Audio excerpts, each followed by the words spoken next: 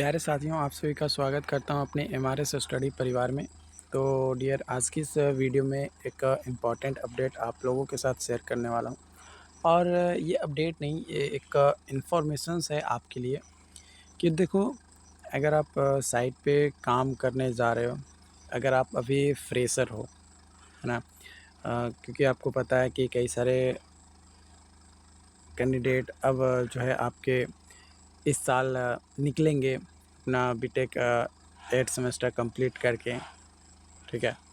तो BTech 8 semester करके आप जैसे ही वो निकलेंगे, तो वो कई सारे स्टूडेंट चाहेंगे कि हमें जो है किसी भी कंपनी में जॉब मिल जाए, 20,000, 25,000, 30,000 का। तो उसके लिए जब वो कई सारे इंटरव्यू देने जाएँगे, अलग-अलग प्लेसेस पे, अलग-अलग जगह पे, तो वहाँ पे आपसे जो है 2 चीज़ें सबसे पहले जो है पूछी जाती है। पहला, बीबीएस आता है क्या? और दूसरा, ड्राइंग रीडिंग, ठीक है? पहला बीबीएस यानी बार बेंडिंग शेड्यूल। बार बेंडिंग शेड्यूल में क्या है कि कौन-सा सरिया कितना कटवाना है, बीम अगर बन रहा है तो कितना कटवाना है, लैपिंग कितना देना है,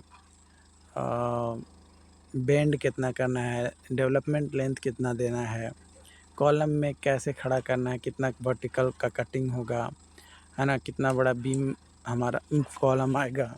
ये तमाम चीज़ें जो है आपको यहाँ पे देखनी होती है, ठीक है?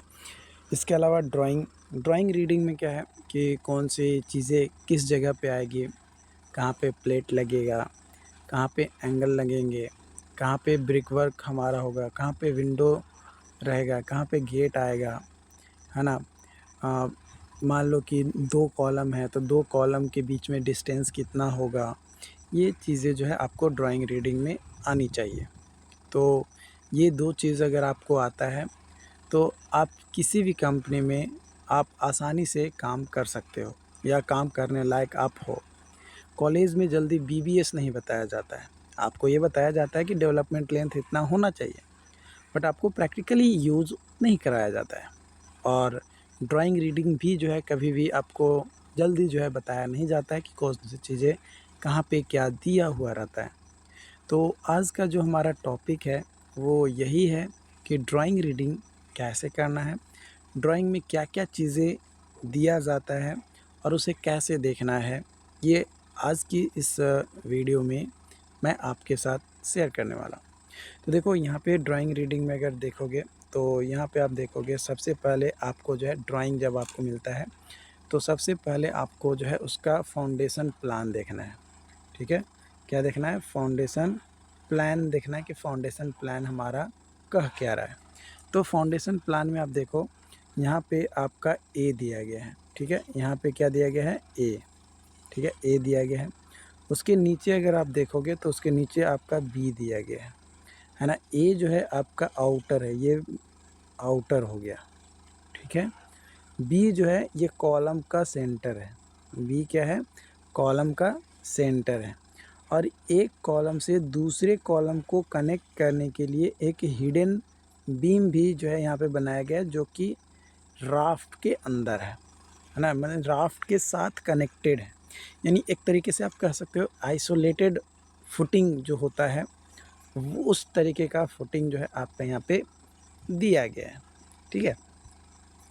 अगर आपने अपने सेमेस्टर में पढ़ा होगा फाउंडेशन इंजीनियरिंग, तो वहाँ पे आपको ये चीज़ें जो है समझ में आया होगा कि आइसोलेटेड फुटिंग क्या होता है। कंबाइंड फुटिंग या आइसोलेटेड फुटिंग के तौर पे आपने पढ़ा होगा, ठीक है? फाउंडेशन प्लान सबसे पहले आपको देखना है। ड्राइंग खोलने के बाद सबसे पहले आपको क्या देखना है? Foundation plan. फाउंडेशन का प्लान हमारा क्या है, ठीक है? उसके बाद उसका जो है देखना है सेक्शन। फाउंडेशन प्लान के बाद उसका देखना है सेक्शन। अब सेक्शन ए देखो, सेक्शन ए। अब देखो सेक्शन ए जो है कहाँ पे है ना? सेक्शन ए कहाँ पे है? देखो, यहाँ पे आप आओगे तो सेक्शन ए आपको दिखेगा। यहाँ पे ए है ना? तो ये वाला जो है सेक्शन ए है, ठीक है? तो सेक्शन ए जो है हम लोग देखेंगे। सेक्शन ए में देखो कि हमारा 2 कॉलम है, 1 और एक 2 कॉलम है, जिसका यहाँ पे आप यहाँ से डिस्टेंस लोगे तो ये हमारा फुटिंग का डिस्टेंस है। उसके बीच में हमारे यहाँ पे जो है क्या है, कॉलम खड़ा होगा। कॉलम कितना पे खड़ा होगा वो आपको बताएगा कि सेंटर से सेंटर डिस्टेंस कितना है, वो किस में पता चलेगा, बी में। अब ये चीज़ें डिटेल्स तो हमें कहीं लिखा नहीं है कि बी कितना लेना है, ए कितना लेना है। उसके लिए आप नीचे आ जाओ, नीचे आपको जो है एक टेबल बनाया मिलेगा। किसी ड्राइंग में आपका बी इज इक्वल टू इतना दिया गया है, 10 मीटर दिया गया है, तो मीटर में रहेगा या रहेगा तो में आपका जो है दिया रहेगा कि भाई इतना मीटर या हमें लेना है। तो यहाँ पे आप देखो ये जो फाउंडेशन प्लान है ये का है। का क्या फुल फॉर्म होता है, ये अलग अलग साइट पे आपका अलग अलग नाम से बताए जाते हैं, गिनाए जाते हैं। जैसे आपका नाम हुआ ना, मान लो कि आपका नाम रोहन हो गया, तो भाई रोहन का क्या नाम है, पता क्या है, ये चीज़ें वो चीज़ें बताता है। तो ये बस एक तरीके से नाम के तौर पे, इसका फुल फॉर्म वगैरह कुछ उतना ज़्यादा डिटेल्स जानने की जो है ज़रूरत नहीं है। ए जो है ये आपका राफ्ट का डायमेंशन दिया गया है। तो ये कितना है, ये है आपका 5200, यानी 5 मीटर 200 का जो है हमारा क्या है, राफ्ट है। अब बी जो है सेंटर टू सेंटर है कॉलम का, यानी 3 मीटर 194 आपका दिया गया है। उसके बाद सी जो है ये है आपका कॉलम, यानी 500 बाई 500 का आपका क्या है, कॉलम है। 500 बाई 500 का आपका कॉलम है। तो 500 बाई 500 का अगर आपका कॉलम है, सेंटर टू सेंटर 3494 है, तो 500 में और बढ़ा देंगे तो 3694 हमारा कॉलम आ जाएगा।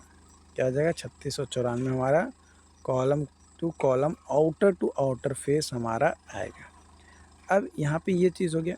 इसके बाद आपको ये भी देखना है कि ये जो ड्राइंग हम रीड कर रहे हैं, इसमें हमारा फिनिश्ड फ्लोर ग्राउंड लेवल है ना, फिनिश्ड फ्लोर लेवल 2 चीज़ होता है, FFL फिनिश्ड फ्लोर लेवल और FGL फिनिश्ड ग्राउंड लेवल। ठीक है, तो यहाँ पे आप देखोगे तो ये नॉर्मल फिनिश्ड ग्राउंड लेवल के बारे में बताया जा रहा है, यानी FGL के बारे में। तो FGL से हमारा ये जो फुटिंग है या जो कॉलम है ये कितना ऊपर है, तो यहाँ पे देखो 300, जो FGL है उससे 300 ऊपर। अब ये ग्राउंड में डेप्थ कितना, डेप्थ तक ये हमारा है, तो डेप्थ आप देखोगे तो H देखो, H कहाँ पे लिखा है, आप यहाँ पे और इधर आओ, स्क्रॉल करके H आपको पता चलेगा।